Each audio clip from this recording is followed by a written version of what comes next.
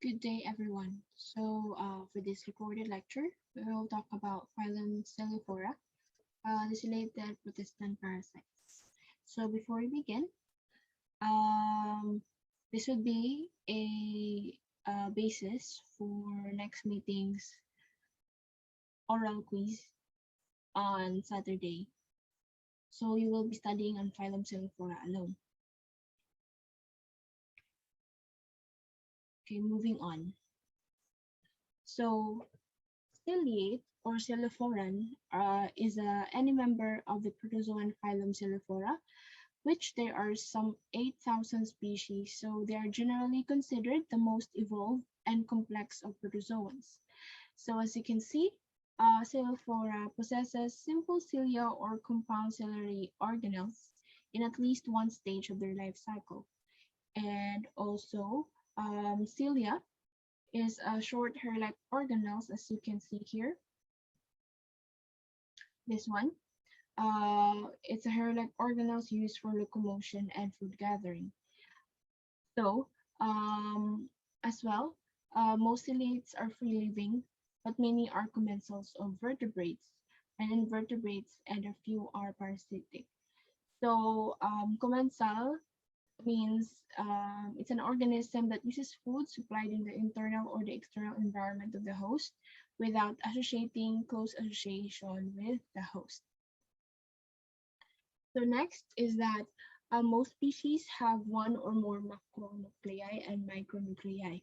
So the macronuclei control metabolic and development function, meanwhile the micronuclei are necessary for reproduction.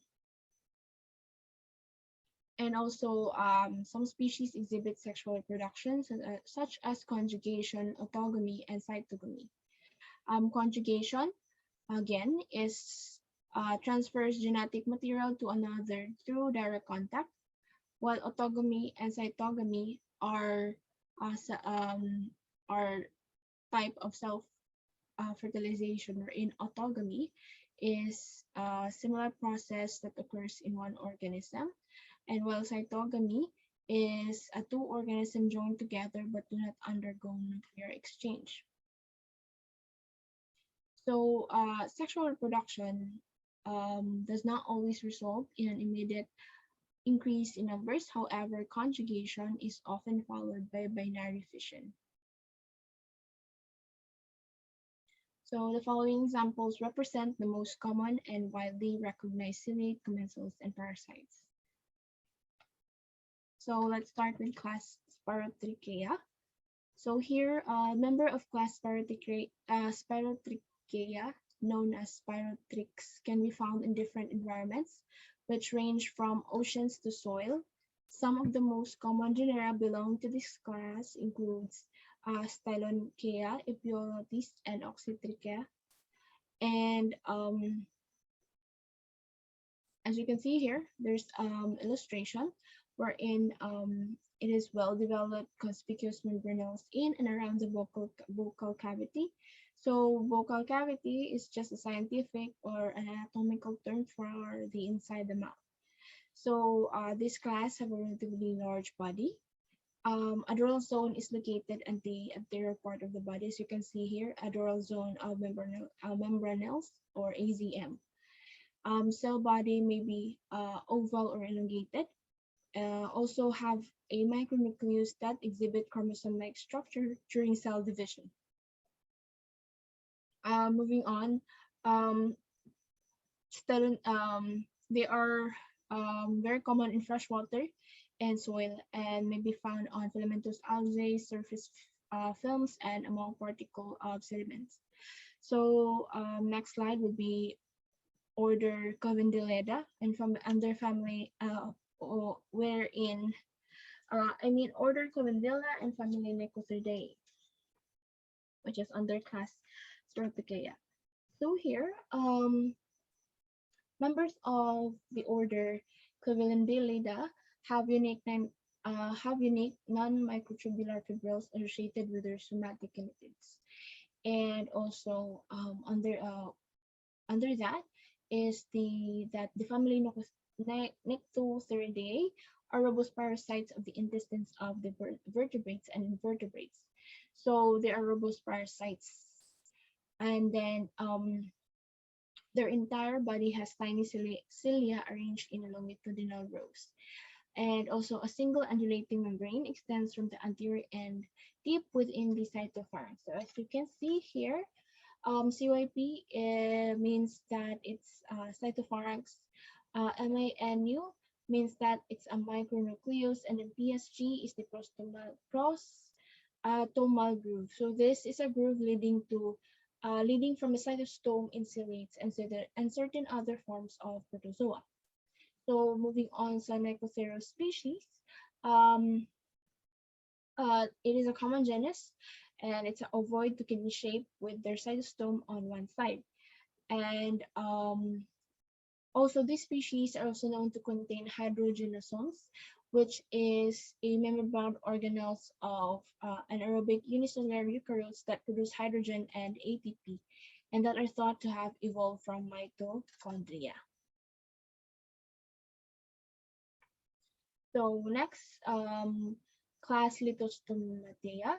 So Lithostomatea are largely predators, often of other ciliates. So this group consists of subclasses, Haptoria, Trichostomatea, and uh, Rhynchostomatea. So moreover, going back to Lithostomatea, there are free living ciliates inhabiting aquatic environments. So with the three subclasses, Haptoria includes mostly carnivorous forms, which preys primarily on ciliate paramecium, and Trichostomatea are mostly endosymbiont in the digestive tract of the vertebrates. This includes species of Balantidium, which is only ciliate parasitic in humans. So moving on order Vestibuliferae in family Balantidiidae. So members of this order have densely ciliated vestibulum near the apex of the cell, and they have no polykinetids. So here, Dirina falls C. Balantidium coli. So Balantidiidae has a single genus Balantidium, which are found in the intestine of crustaceans, insects, fish, amphibians, and animals. So this is the Balantidium coli illustration.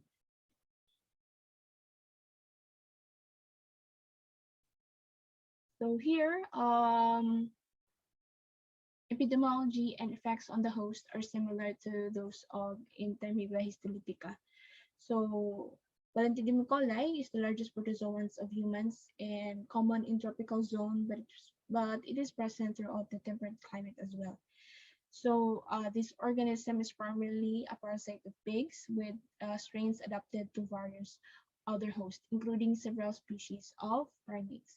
So as you can see, the micronucleus is large, sausage-shaped in structure, and the single micronucleus is small and often hidden from view by the macronucleus. So there are two contractile vacuoles as well, one near the middle of the body and other near the middle of the posterior end. So this one contractile and another contractile vacuole.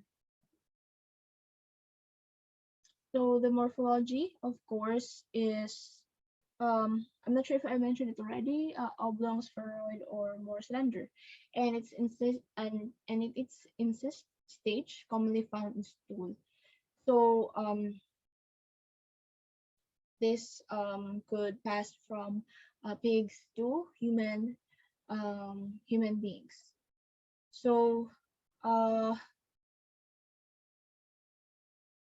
So the living trophocytes and cysts are yellowish or greenish. So here is the biology of the Balantidium coli. So it lives in cecum and colon of human pigs, guinea pigs, rats, and many other animals. So it is not readily transmissible from one species to host to another because it seems to require a period of time to adjust to the symbiotic flora of a new host. So here, kita man nato that in other animals, primates, Bacterium coli is unable to initiate adhesion by itself, but it can become a secondary invader if the mucosa is breached. So they can access the said animals such as primates if naay wondaan, and then that such wound kay murag nakatouch siya og surface na contaminated na sa Bacterium coli cyst or any form that could lead to tawag na breach.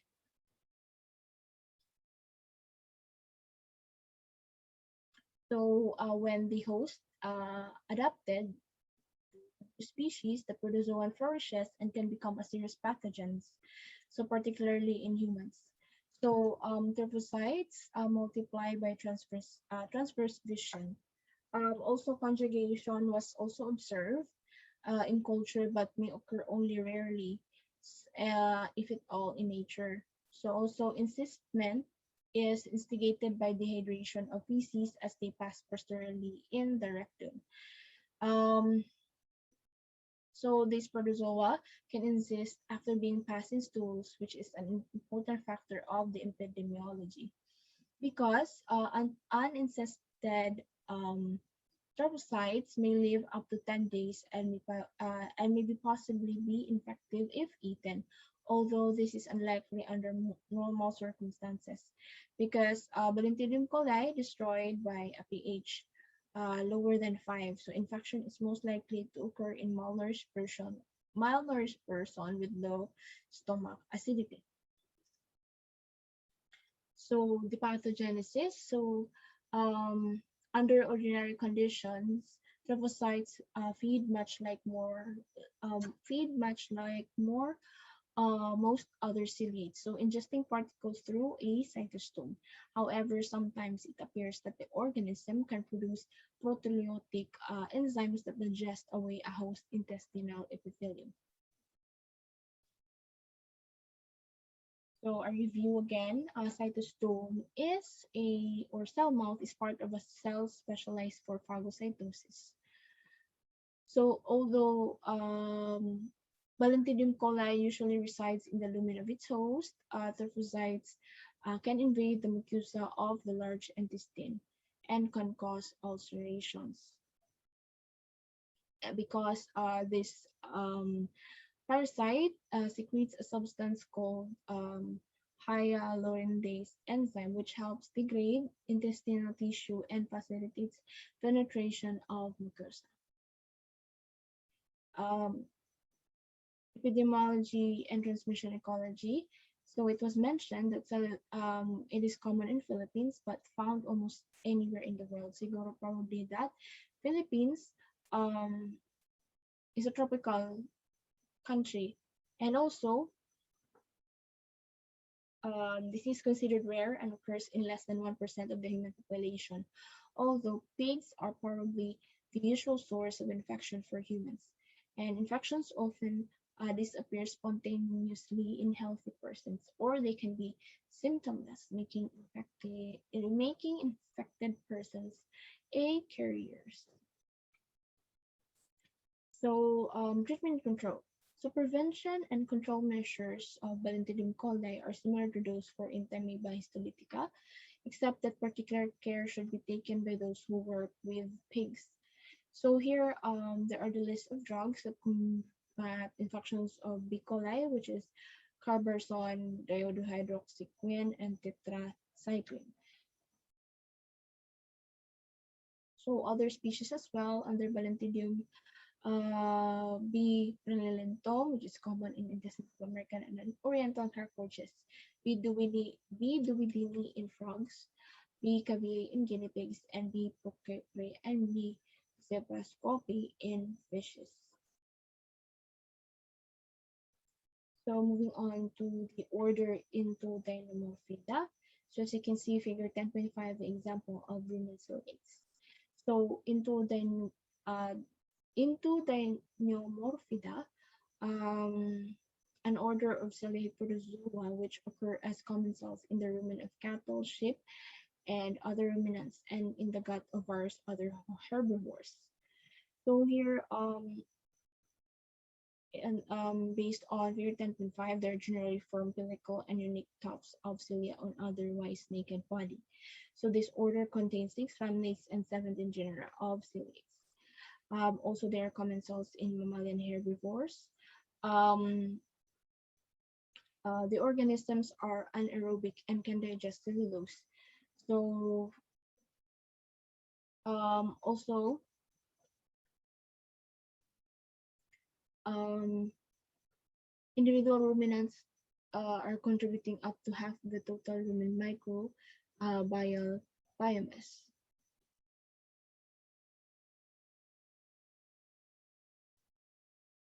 Moving on to class Oligohymenophilia. So these organisms can be found in many environments that contain moisture. So it is also a large class of ciliate protozoa, and there is typically a ventral groove containing the mouth and distinct oral cilia separate from those of the body. So here, members of this class have a buccal cavity bearing a well-defined but sometimes in inconspicuous oral ciliary apparatus composed of only 3 or 4 specialized membranes. So moreover, since these organisms are found that contain moisture, apart from lakes and ocean, they can also be found in terrestrial environments with moisture as well as hot, hot springs.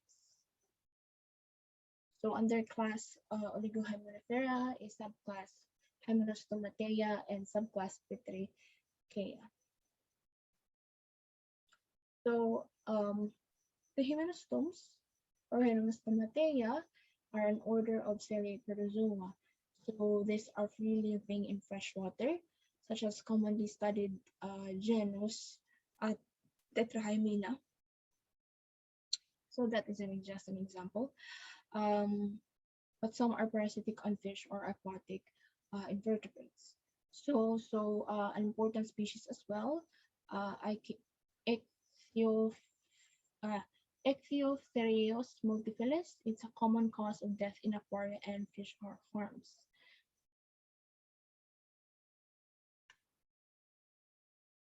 So in members of the subclass, body ciliature is often uniform and heavy, and conspicuous kinetodysmata are regularly present. And also, Hymenostomatidea have a well-defined buccal cavity on their ventral surface. Most species are small in size, but Ichthyophthirios multifilus is very large, and cysts on infected fish are often visible to the unaided eye. So moving on to a specific species, which is Ichthyophthirios multifilus. So here, so it mentioned earlier sa isa ka slide na it can cause common disease in aquarium and wild fish, water fish. So the morphology of this, the adult trophozoites are large in diameter as 1 mm, and their micronucleus is large, horseshoe shaped. Each of several contracted vacuoles has its own micropore in the pellicle. A permanent cytophage is located at the cell's posterior end. So as you can see here, it mentioned like a horseshoe-shaped body that encircles the tiny micronucleus. So here, this species or organism attacks epidermis, cornea, and gill filaments. So here, makita ninyo, this is a black mollyfish, and it is infected with the said organism.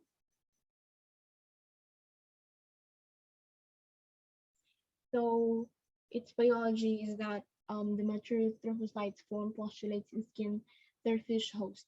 So the daughter trophocytes or tomites, also termed therons or swarmers, represent the infective stage and can survive about 96 hours without a host. So here,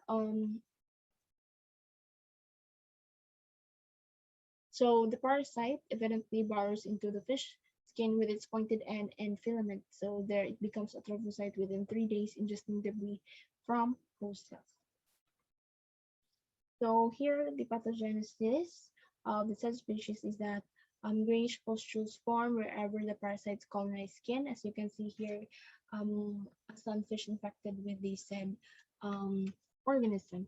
So epidermal cells combat the irritation by producing much mucus, but many die and are lost.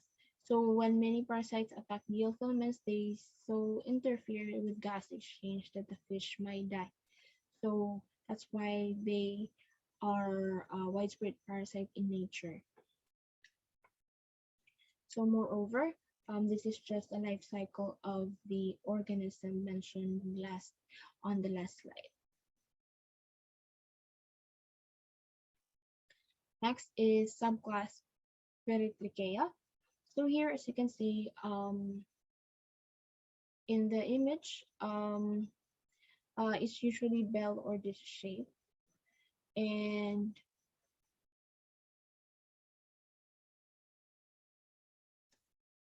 so it is as you can see, the oral cavity is apical and funnel shaped with a contractile capsule discharging directly into it. So subclass Peritrichea contains two orders, which is Cisalida and Mobilida. So these both members have prominent oral ciliary fields with peroral and adural membranels. So first is order Cisalida. So this species of a similar and related genus Apiosoma have been reported mainly from fish. So the pathology, if present, has been attributed to the blockage of gas exchanges due to heavy gill infestation. So this member of this order typically live attached to a substrate. So um, they're obligate commensals that commonly occur on crustaceans. So ectocommensal means that a commensal organism that lives on the outer body surface of another organism. Also, this protease may show site specificity, occurring most often on particular body regions of a host, and pathological effects have been reported. So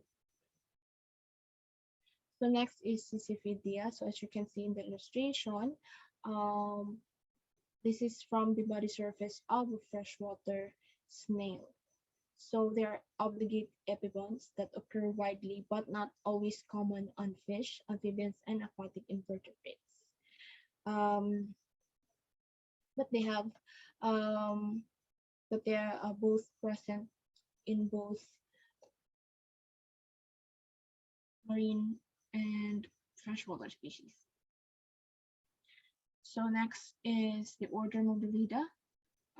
These are group of parasitic or symbiotic petritic ciliates. So Mobilida is a group of parasitic ciliates comprising more than 280 species. So they live on or within a wide variety of aquatic organisms, including fish, amphibians, mollusks, cnidarians, flatworms, and other ciliates. So attaching to their host organism by means of an aboral adhesive. Moreover, species in family Trichodinidae lack stalks and are mobile.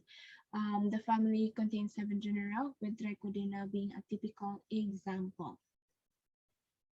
So here, an example of a Trichodina species. In these members of this species, genus parasitize a wide variety of aquatic invertebrate fish and amphibians. As you can see, the typical examples would be T. californica on salmon gills, T. pediculus on hydra, and T. runicola is not found here. I'm having a hard time to picture on the particular species, but I did put a Trichodina species example, like base base shape for all Trichodina species. So its morphology is that adult trophocytes also are large in diameter as 1 mm. So the macronucleus. More on that. um, this ends the Phylum Ciliophora, and next meeting would be additional information with the Phylum Ciliophora. Since this is just an introduction of the said phylum, and at the same time, I hope I can add um, phylum Platyhelminthes. But then again, we will have a oral recitation for this recorded lecture today. And if you have questions or concerns, do send me a message so that we can address it directly.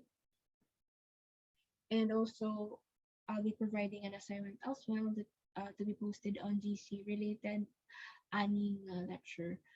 So thank you so much for listening, and I hope to see you all during our oral recitation on Saturday. Stay safe, guys.